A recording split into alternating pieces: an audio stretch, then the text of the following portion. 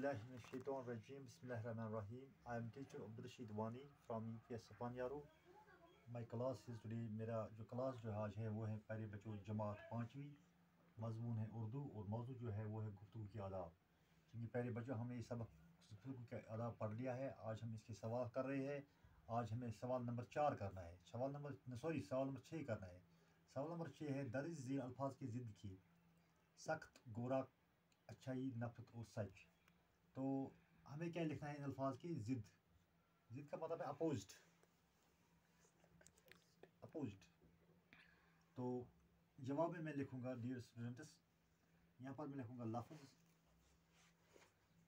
और यहाँ इस चार्ट में मैं लिखूंगा ज़िद।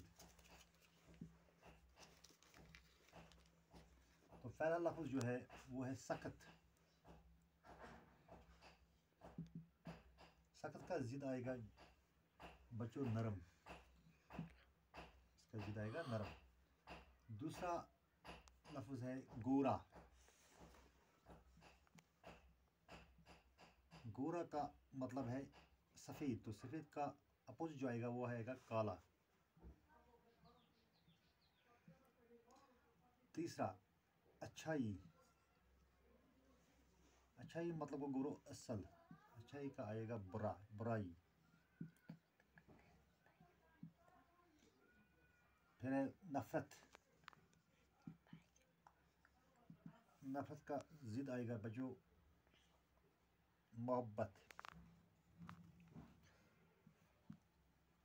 फिर है सच।